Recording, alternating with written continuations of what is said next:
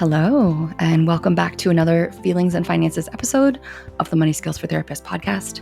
These are the episode where I answer your questions, the lovely therapists and health practitioners and coaches, and perhaps others as well, who listen to the Money Skills for Therapists podcast. Today's question is from Suzanne. Hi, Lindsay. My name is Suzanne. I have a question about saving for taxes. I follow the Profit First program, and when I did my percentages, I set aside enough for taxes, and I have no problem saving. That's not the issue. And I have no problem paying my taxes because I have the money set aside. The feelings that come into this, though, is I suspect that I have too much money in my tax account, but I'm actually afraid to dip into it just in case I need it. And because I don't really know how to do the math, I don't know how to get the data to make this feeling of anxiety go away. When it comes down to the end of the year, when I can project how much taxes I'm going to pay, because I don't pay quarterly. I like to save all my money in a high interest savings account and make the most off it that I can. But when it comes time to project, I have a rough idea of how much I'm going to owe, but there's always money coming in. So it never really gets to zero. So I never really know how much extra I have. And it would be nice to take that extra money and put it into RSPs if I can. But it just feels so overwhelming and confusing because I don't know how to do the simple math. Can you help me figure out how to get past this anxiety of I don't want to be caught without enough money for my taxes? Thanks. Okay, Suzanne, this is a great question. I can also tell you're Canadian because you made reference to RSPs. So, you've identified that there's a strong emotional and mindset piece to this, right? Like you've got a great system. It's working. The money's there to pay. You clearly have a rhythm around this, but there's a fear or distrust that there's enough being saved.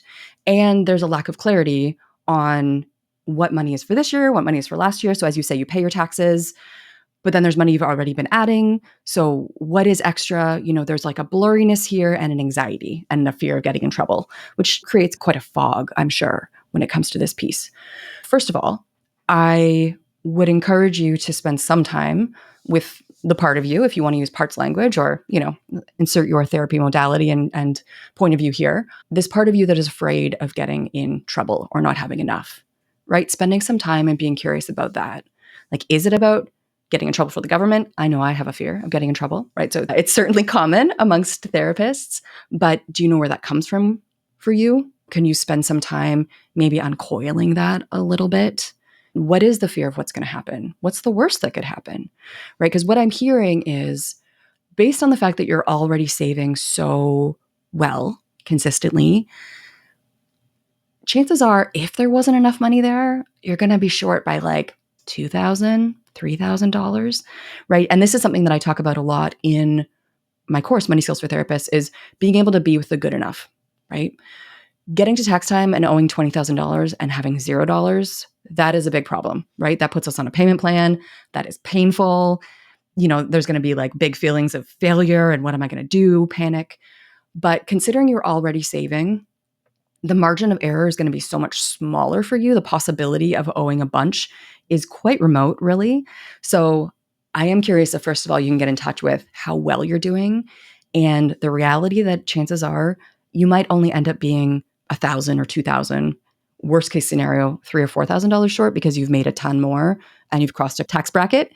But it sounds like you have systems in place that would allow you to make up that money pretty fast, right? So the first thing I want to do is encourage you to be with that fear and connect with how well you are actually doing, because you have a great system in place that is working.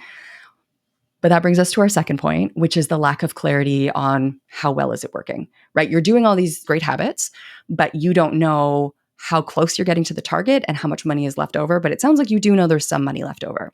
So in order to get clarity on this, you need to spend time with looking at what numbers were for this year and what's for last year. right? So whenever we go to pay taxes, as you say, we've already put in, money. If you're paying just at tax time, you're not paying quarterly, which by the way, you probably will have to start paying quarterly based on your income at a certain point. The government will want their quarterly money from you. So this also might be something that changes within the next year or two. But when you go to pay taxes, you've already got, let's say your taxes set aside for the first 4 months of the year.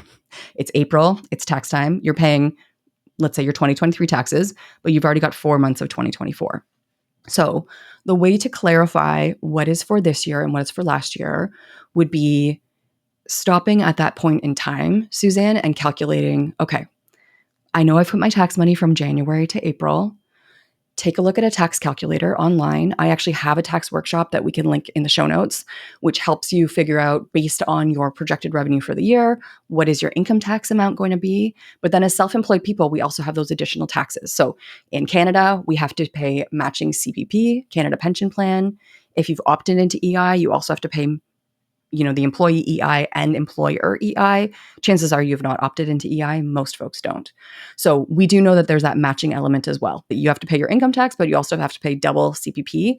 Those numbers are knowable. So I'm going to put a link in the show notes for my tax workshop, How to Save Enough for Taxes, which gives you, I think we have a workshop and we have a booklet. So we'll put both. If you're more of a video person, you can check out the workshop. If you're more of a reading person, we have a PDF that you can go through that helps you determine how much you should have actually set aside for this year.